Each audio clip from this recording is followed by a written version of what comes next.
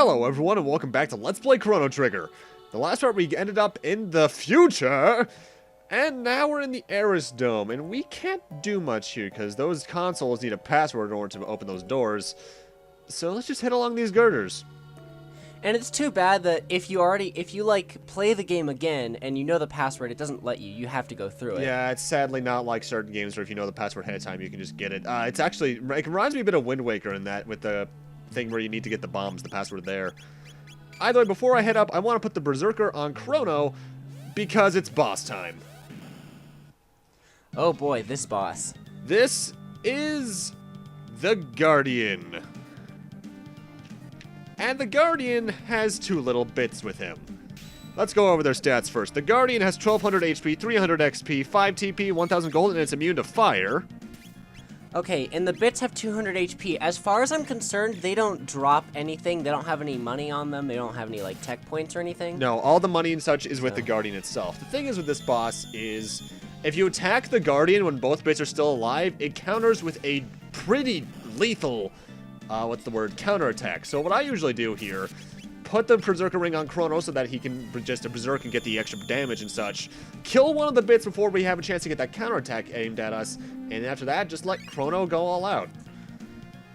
Have the other two on standby for healing or magic if needed, I suppose, with fire toss and shit. But really, this boss fight's just a war of attrition at this point. Eventually, the Guardian will try to resurrect the bits, so there is a pseudo time limit on the fight, but after that, you can just repeat. In recent days, I've gotten this one confused with the final form of the final boss, because that boss, spoiler alert, also has two bits with him, similar to this boss. But when it doesn't have any bits left, it will attack, like attack with no center bit, and I keep feeling like this boss does the same thing, but it never does when I try it. Alternatively, you could just take out the bits and then just focus all your attacks on the Guardian. But that's what I normally try to do, because that amplifying attack is stupid, and I don't like dealing with it. But honestly, I prefer this strategy just because the extra damage makes it go by a bit more quickly. Plus, the thing is, I forget how much I use it in this LP. But the Berserker ring is actually one of my favorite early game accessories because you can really take some interesting strategies with it. And the breakdown attack, even though it looks like it's actually an attack, it's just his death animation being triggered. Not a very hard boss. Honestly, I like the Berserker, but one of my favorite accessories is the Frenzy Band. That's the one that gives you 80% counter ratio, I believe. I thought it was 50. And when you I thought it was 80. You might want to we might have to check that again.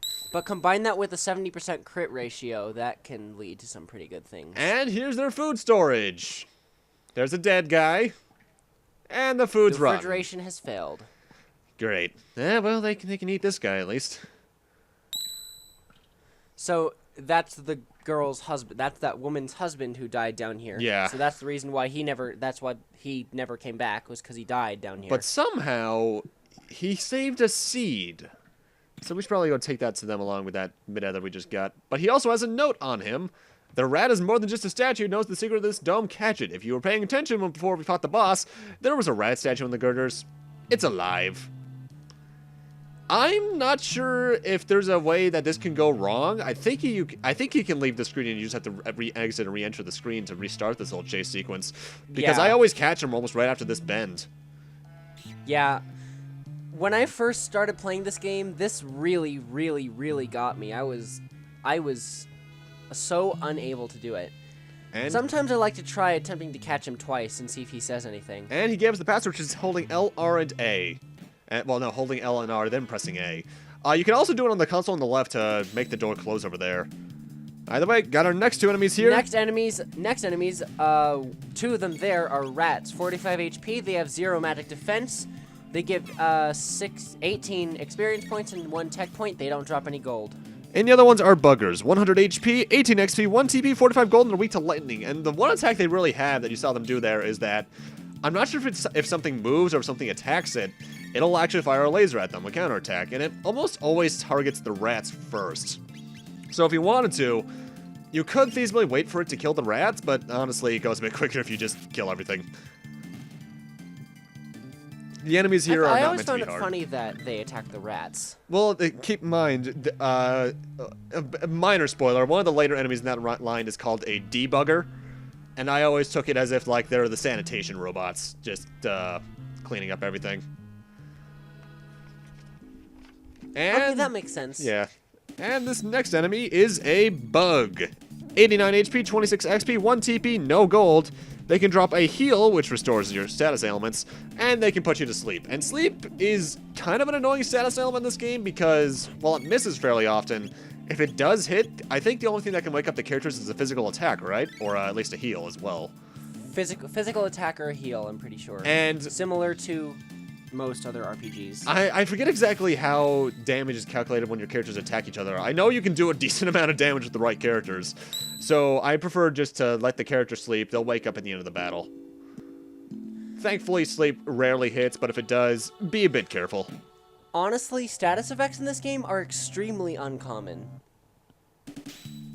Alright, next enemy is a Proto 2, 128 HP, 22 experience points given, 1 tech point given, 50 gold dropped. They can also drop a tonic. Okay, that was weird. You like cut out for a second there, but you came back. Wow, weird. Proto 2 is very easy enemies. You'll actually be seeing these guys a lot, and this is actually a fairly decent point to grind, because if you actually leave this area and come back, all these enemies will respawn. So you can come back down here and just fight all these enemies again to get more experience. I don't do it because the only time I do grinding is towards endgame to get my final techs. Shouldn't give you much of an issue. I mean, even then, I feel like grinding is sometimes a little arbitrary. In this game, Because you yeah. can beat the game without all the text, though. Yeah, I just did it so I could have them all. You do want to open that console that you just use the password on, though, because that'll allow us to access that thing later. And this is the info center. We better get some information on this place. As they say, in Arcades, knowledge is power. Oh, God. All right, let's see what we got here. Haven't played Final Fantasy 12 in a while. East of the Eris Dome is that thing, leading over to those things. That always reminded me a bit of Mega Man X for some reason. And that's the Proto Dome, which I guess is our destination, because apparently there's a gate signal coming from over there. What I really wish is if you could visit, like, not, like, 1999 AD, but, like, not when attacked.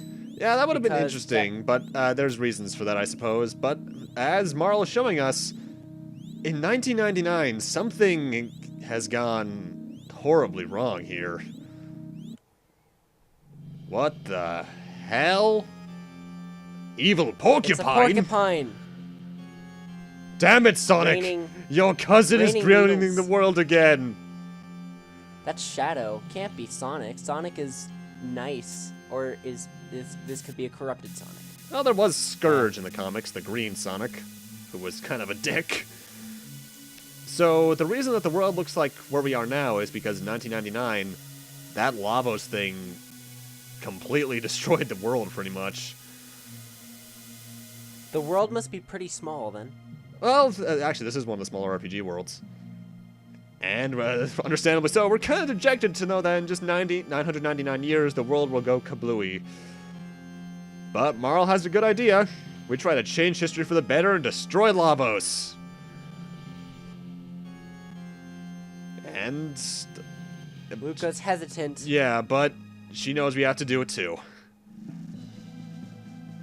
And thus, our true quest is revealed. Great moment here. Yeah, I love this. I love this song. Like I think I said before, this song is just called the Chrono Trigger, and I absolutely love it. Either way, I believe once I run into a battle, I'm going to be cutting back out towards the exit. Yes, I do. Because now that we've seen that scene, we're basically done in the Eris Dome for a long while. Oh, that's right. These guys kind of needed food, didn't they? Well... This is kind of awkward. You don't just go out and tell people that, Marl. That's not socially acceptable. But at least we got them that scene. They're going to try and grow some food. How they're going to grow food in the world that basically has no sunshine, I don't know. So, is the world, like, completely covered in clouds all the time now? I always assumed Because it seems to be snowing all the time. I always assumed that it was somewhat similar to the theory of the dinosaurs, with the meteorite hitting the Earth, causing ash to go all over the atmosphere. Something like that. Okay. I remember there was a huge fire, and, like, you could see the sun. It was blood red, but it didn't actually shine. Yeah. I love this song, by the way. We rarely ever hear it in the game, but it's a really nice track. Ah, that's sad. By the way, Doan gave us the bike key, so now we can progress on in Lab 16. You could enter that area just to the north of us by now if you wanted to, but I didn't because there was nothing there waiting for us. But before I head up there, I want to head to take a bit of a sidetrack into the sewer access. This is a little side dungeon you need to do eventually, but I'm deciding to do it now because I can. This place... There's a sprite we won't be seeing for a while. Yep. Either way, got our next two enemies. Let's see. I got the Eggsers, 160 HP, 150 defense, 0 magic defense, 18 XP, 1 TP, no gold, and they're weak to something we do not have access to yet. And I have the Nereids, 138 HP, 150 defense, 50 magic defense, 22 XP given, 1 tech point given. They drop 100 gil, and they're weak to thunder, although they can use thunder. Isn't that a little weird? Yeah. And they can drop ethers. That's basically all you're fighting in this place until the boss fight, actually. The big thing about this... It's not even a real boss fight. I don't even think it's lethal. He can potentially kill you if you're not paying attention, but this place is basically a little joke area. The main gimmick is that the exit is actually just to our right now, but we can't access it because the bridge is out. The bridge is out! I've always tried to see if I can catch up to those frog things and see, like, where they are, but a lot of the things in here, like, they never come back. Yeah. You never see them again. That's just there for exposition's sake. The biggest gimmick of this area is coming up in this next area. All the enemies, as this thing will show here, are noise, attracted to noise. If you make any sounds, they get attracted to you. So try to avoid everything you can if you're not trying to fight anything. However, I want to fight everything I possibly can. I do believe that note doesn't show up if you didn't rescue Fritz back in the execution chamber. So, yeah, I'm not entirely sure about that because I've always rescued Fritz, but I do believe that's what happens. Ah, save point. Damn it! Trapping a save point. That's something you don't do. That is a man's sacred area. That's rude. Well, I mean, that's the same thing with Final Fantasy 12 crystal bugs. Also, I hate those things. Yeah, there's some really dickish enemies in a series like that. This pathway right here actually took me a bit to figure out because you have to go above what the game considers a wall. That took me a long time to actually figure out, and I was kind of mad when that happened. That is kind of one of the flaws with this game, and games have a similar perspective like this, like Final Fantasies 4, 5, and 6. There are pathways you can't see because that are vital to going on. If they were maybe optional, I can understand it, but required like that, not a fan. Either way, I'm checking my equipment once again because we're coming up on this area's boss fight. There's the Rage Band. Yeah, 50% counter rate. Yeah, the Frenzy Band is 80. Oh. The Rage Band is 50. Oh, that's right. They're different things. My bad. Want to heal everyone up. You could potentially put on the band if you want to, but eh. Either way, here is our boss fight against Krawlie. Krawlie's weird because I think he's the only type of enemy of his game to really have this sprite, right? Nope. Really? Huh. Oh, the only type of enemy? Yeah. He's not the only enemy to actually have it, because it's like a form of enemy that is there. It's called a hexapod. Oh, right, the hexapods. Either way, Krawlie has 500 HP, 150 defense, 50 magic defense. I think that's 109 XP, 5 TP, 500 G, weak to something we don't have yet, and he will drop a mid-ether. The big thing with this fight... This is one of my favorite attacks ever because if you have a New Game Plus, it's so amazing to see the amount of damage it does. It reduces you to 1 HP no matter what. The big thing about this guy is that you really can do anything you want. As long as you have Marl on standby with healing, you can use any strategy. I tend to have Chrono do all the damage just so I can have 2 people on standby if needed, or maybe with a certain flame toss every now and then. But really, this fight is a joke fight. He's not meant to be hard. Like I said earlier, you're technically not supposed to come here, I believe, until much later in the game anyway. Yeah, so he's you're meant. not supposed to go until, like, pretty much almost until the end of the game. Yeah, this is meant to be a joke fight. He's somewhat of a threat now because of that reduced to 1 HP attack if you're not paying attention, but... Also, if an enemy fades over a character sprite like it just did there, they'll practically vanish for a time. Yeah, saw that. that's some layering issues going on there. You could potentially just use the Rage Band for if should he ever attack Chrono and such, because obviously the Rage Band would not be good on Marl or Luca. But, it's not very interesting. Not a very interesting fight. Egg blobs. Also, this song has always reminded me of something out of Final Fantasy VI.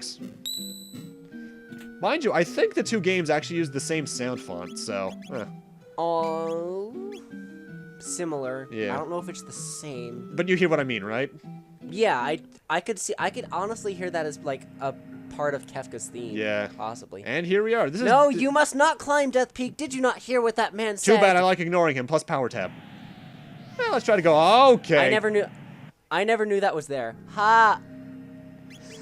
That's the only reason you go on Death Peak at this point. You actually cannot progress there because the wind will blow you off no matter what unless you're cheating. And I just wanted to get that power tap for Chrono. I mean, if you cheat and go up there, you're gonna get punished anyway. Yeah, mind you, if you're cheating, you probably already have level 99 at this point. Oh, this song. We won't be hearing this song again for a while. This song is amazing. I love it. It's very, not nostalgic, that's the wrong word, melancholic. And this guy is talking about some stuff, telling us not to climb Death Peak, and blah, blah, blah, blah, blah. And apparently he's built something called the Ocean Palace and the Blackbird. Okay, guess we won't know what that is for a while, but... He built a palace? This old man built a palace? I can understand it from maybe a blueprint standpoint. Oh, Lab 32. Lab 16 was the first one, my bad. This is the area you need the bike key in order to progress, because otherwise you won't be able to... You missed a treasure! I go back for it. You missed a mid-tonic ether thing. I go back for it. Oh, crap, more Proto 2s. Well, at least this will be easy. I love how they sit there doing that. That's one of my favorite parts of this. What the hell? Johnny 5? The man. Shaft? This is Johnny. He's basically a transformer. Actually, if I recall, the Mooks in one of the Beast Wars series was actually a motorcycle-like thing, so yeah. This guy's basically here for a racing minigame. A fun fact, this guy's name is Johnny C. Bad, which is actually a parody off of Johnny B. Good. That's also the name of a song in Final Fantasy VI. Yeah. The theme that plays in some of the taverns. This Coliseum. This is basically just a small racing minigame. You'll constantly be cycling along each other like this. You can technically stay in front of him so he can give you some small boosts forward, and you do have some speed boosts with the B button. I prefer to save those until the end of the race, though, which you can tell by how close you are by the thing in the top left. I have 200-ish meters left. This is pretty much just here to introduce you to this mini game that you can do for items, which I do once because you can't get a power tab out of it. I should not have won that. Okay, from there, yeah, it looked like he was going to beat you. I don't know. The game took pity. Pity? Yeah. Plus, it wanted me to hear this amazing song. I think this is one of the few areas that you can always hear Luca's theme in. You can hear Lucas, like, you can pretty much hear Lucas' theme non-stop if you want to. There's a way to do two that areas, yeah. 2 areas. And now we can challenge him anytime for some extra items. But I'm going to go head back through the left because we can head back through here for some more monsters. Wait, you can challenge him for items? I didn't know that. Yeah, you can head back left and right just to get some items. It's all dependent on, I believe, the amount of points you have. I'll go over that in a few moments, though. You need the race log, right? Yeah. That's why I went back here to get it, actually. Are you going to actually try and get the items? There's only really one item that's really worth it to me, and that's a tab of some sort. I forget what kind. But I'm gonna show it off because you'd be amazed that like millions of people didn't survive the apocalypse, but somehow some tabs did. Yeah, we don't know what they're made out of. There are 2 kinds of races. The first one, which we went through before, which has a boost, and the other one, which you can use the L and R buttons. Oh my to cycle god, your are you perspective. kidding me? Oh come on, this is totally F-Zero. I I know, but like, oh my god. This is my main strategy for this mini game. Stay in front of him with the camera angle like this, and then you constantly just stay in front of him and get more points there in the top left, the WP. You want certain amounts to get certain items. I want to have around 1,500 plus to get a power tab. There are other things you can get. If you have exactly 777 WP, you get 10 mid ethers. 1300 plus gives you 5 mid tonics. 2000 plus gets you 5 ethers. And 2300 plus gets you 5 full ethers. You lost, by the way. I know. I only wanted to show it off once. Plus, you basically just need to do what I was doing over and over again until you get the stuff. So I got it off screen. And there's the power tab. And you also, on the racer log, will actually keep your highest score. I only ever do it the one time, though. Because it's not really worth playing over and over again. But that's one of my favorite places to get items is kind of hard to do, actually. But I like to be under-leveled for this point so that I can kind of use it to my advantage. I know what you mean. If you know, yeah. And this is the Chrono Dome. This is our goal. So let's see what we can find here other than a lot of buggers. Good lord, why are there so many? There's also an Enertron here. Kind of weird because, as we'll find, there's no humans left around this area. I guess they were all killed or something. We never quite learn. I never really wondered this until quite recently. Hello. So you know how they call those enemies buggers? How do you think they would have dealt with that in the United Kingdom, where bugger is basically the equivalent of calling someone a mother? I don't know. But this robot seems different from the rest. He's also deactivated, so let's let Luca try and fix that. Machines aren't capable of evil. You're technically right at that, but that's also because they have no soul. Art! The painting of the soul! What? Luca pities robots. There was actually an animated FMV before this in the PlayStation version, but not here because obviously Super Nintendo. And that was done. We actually never get a quite amount of time that took Luca, but it's around. Oh god, it's exploding. Assume. And now it's dancing and laughing. What are you doing? Hey. Hello there, sir. You've all just been rickrolled. How wonderful. Yeah, you're right. This theme does sound like that. So this guy's being very polite, but we're just telling him to be casual because why not? We're anime protagonists. Anime protagonists. Well, we are. Chrono's mean... Chrono's Goku. Luca's Bulma. Fine. Marl is that lunch girl. And what is Frog? Frog is a What frog. is frog? This is R66Y, but that's really complicated, so we're gonna call him something completely original. Let's see, we named the frog Frog and the robot Robo. Are you kidding me? Tried your best, and you failed miserably. The lesson is, never try. Same. But yeah, this is Robo. And Robo is obviously our newest party member because we got to name him, and he's one of my favorites, actually. Because first off, unlike the others, I think he can learn all of his techs right off the bat. Yeah. Because the thing is, with all the characters we have so far until Robo, they can only learn up to 2 techs. Robo has access to all of them. It's just the fact that you would need to grind an obscene amount to get them. Well, I mean, at this point, it doesn't really matter because grinding here is such a pain in the butt, and by the time you're actually in a place that's like useful for grinding, everyone can learn all of their techs really, really quickly. Yeah. Either way, since we repaired him, he's going to help us out open that door, so we need to head over to the lab that was to the north of us. However, one person has to stay behind. I'm leaving Luca behind because I like to have Marl for healing, but you can take whoever. You can also switch if you just talk to her. I usually take Luca, and basically this introduces the fact that, you know, 3 party members max. Yeah, which doesn't make much... Well, actually, no, for this point it makes sense because someone needs to watch out for the door. They actually do give some decent plot explanations as to why you can only have 3 at a time. And now I'm just reallocating some equipment because I needed to. The thing is with Robo is that the weird thing about him is that he seems like he should be a powerhouse in terms of attack, but his best stat is actually, I believe, his magic stat. Who has the highest actual magic stat? Base magic, I think, is Chrono. Wow, that's pretty interesting. And that's going to come in handy because every single one of his techs are determined by his magic stat. Rocket Punch is pretty good. Cure Beam is pretty much just another cure tech, which is why you could possibly not bring along Luca. And Laser Spin. You're going to get that quickly. and you're gonna love it. Because Laser Spin is useful throughout the entire game. Really? I almost never use it. It's the first Shadow Elemental attack we have, which is what a lot of the enemies at this point that we've seen are weak to.